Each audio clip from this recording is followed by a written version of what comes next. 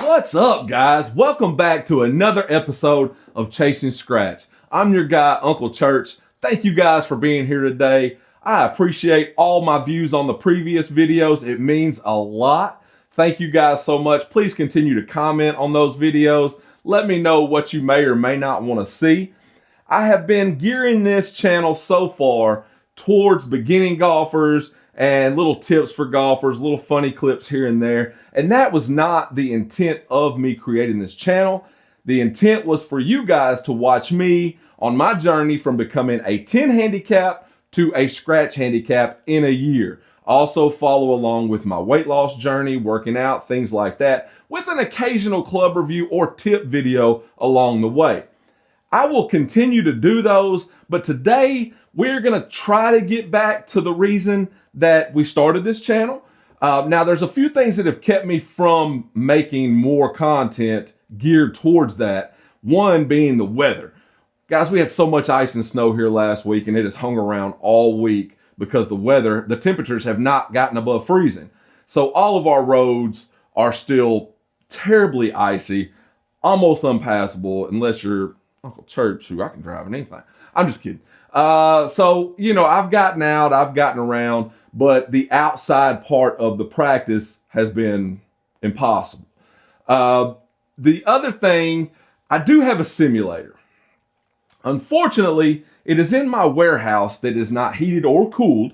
I do have a forced air propane heater up there, but it's not near enough to keep up with the amount of cold that is coming in there. I would go through the propane in a few hours with that thing on high to try to even keep it bearable out there. So that has kind of been tough. I do have access to an indoor facility, which I will be going to today, but the roads have made it tough to get over there as well. I know these all sound like excuses, but that's kind of the reason why. Also trying to run a couple of businesses and keep everything afloat in my personal life. It's been a tough, week or so of trying to juggle everything. So today, this video, I'm sure you've seen it in the title. It took a lot of soul searching for me to be able to put this list together for you guys. It's taken me swallowing my pride, because a lot of these things I considered myself good at.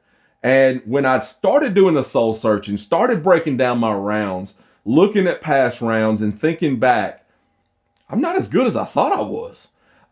So that's kind of what we're going to address today. I am going to tell you the 5 things or shots that are keeping me from becoming scratch. This may or may not relate to your games. Maybe it will. I think it will resonate with a lot of you guys if you really think about it and admit to yourself, hey, I probably do struggle with that.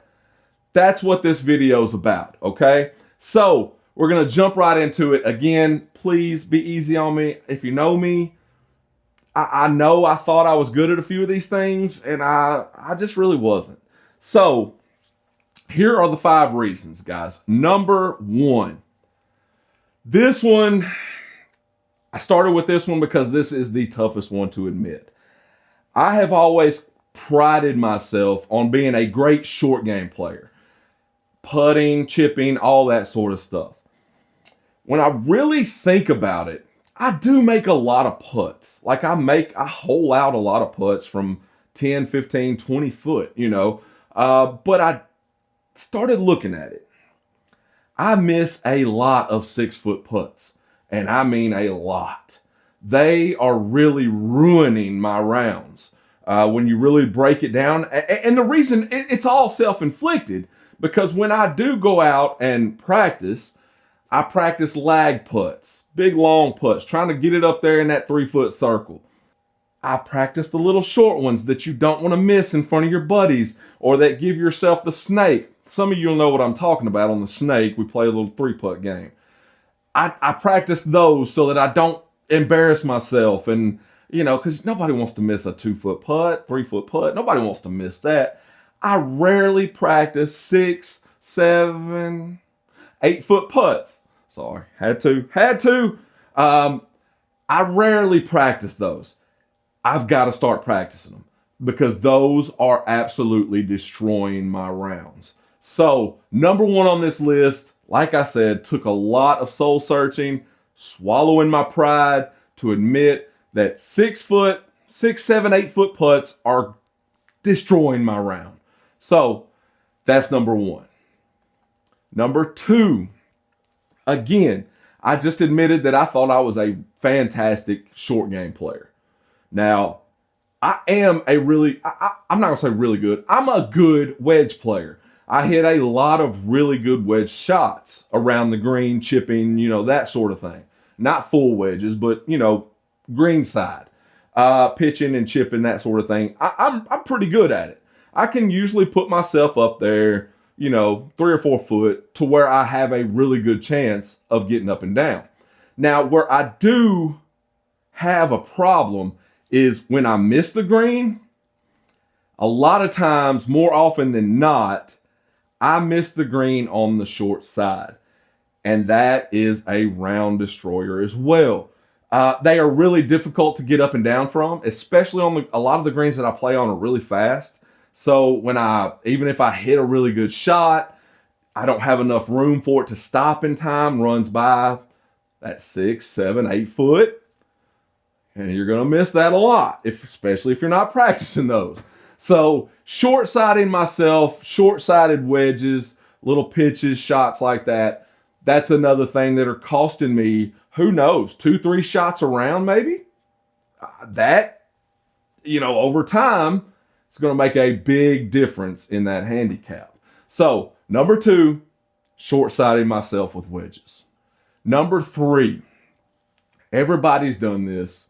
You get up there, you hit a fantastic drive right down the middle. For me, you pumped it out there 260. You're only 15 yards behind, 15 or 20 yards behind everybody else instead of 40. You know what I mean? You're up there a little bit closer to your buddies. Because myself, I don't hit the ball that far off the tee box. And I've always thought that was my issue. That's a story for another day. You hit a fantastic drive. You go up there, you're swelled with pride. I hit that so good. You've let your guard down. You're like, I hit that so good. Nothing can go wrong. You get up there, you're relaxed now. You just, and you chunk the next shot. Nothing worse, right? There is nothing worse. You get up there, you chunk the next shot, you thin it over the green, you hit it left or right, or you hit it, God forbid, off the hosel. And it just destroys your confidence. That will completely wreck you off the tee the rest of the day because you're not confident anymore. It just destroys your confidence altogether. And as we all know, golf is a huge confidence game. If you're not confident in what you're doing, you are wrecked for the day. So, number 3, doubling a hole after a really big drive. Number 4, so say you don't hit a good drive. Say you block it right. You hook it left. You top it. Pop it up in the air. Any of those. You get down there. You're behind some trees. You're over in a side of a ditch. You're barely in the water, but your ball's still sticking above the water. You're 240 out. You think, I'm going to hit a great shot. And sometimes you will. You will hit that hero shot. And that's the problem, is 20% of the time, you pull the shot off. And everybody's, oh, what a great shot. That was like a TV shot. I've never seen a shot that's a top 5 shot in my life. And you always have that in the back of your mind. Next time you have that shot, you remember that feeling and you're like, oh, I remember that. I punched that thing right around that tree. It was low and cutting, bounced right before the green, rolled up to 3 foot, and I made the putt for birdie. I pulled it off. So that's in your memory bank. You hit the next one, this one behind the tree, you go up and you're like, hey, I got a little gap there. And you get up and you pop in that tree right out of bounds. Round destroyer, right? Round destroyer makes up for all those, good putts you made on the previous hole to make par on a par 3. It completely erases those. And there goes your handicap.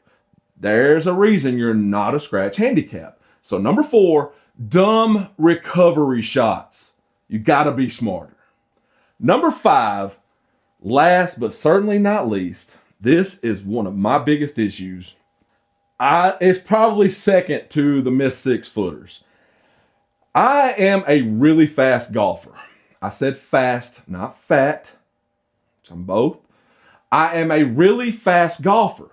I like to get around in 3 hours and 15 minutes, somewhere in there. It's just, everybody likes to play fast. Not everybody. There's a lot of slow players out there.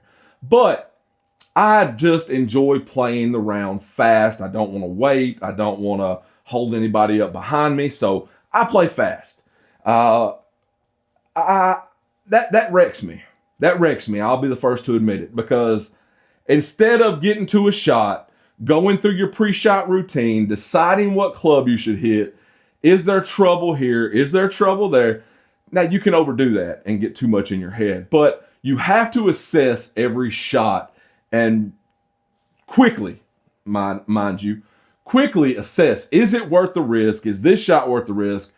Make your analysis, get up there, hit the shot that you know you're capable of hitting in a timely manner, not a fast manner. But me, myself, I pull up to the ball, I see it, I kind of know what distance it is.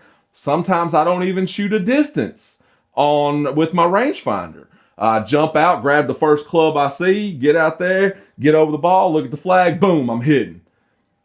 You may not be lined up right, you may be lined up left, right.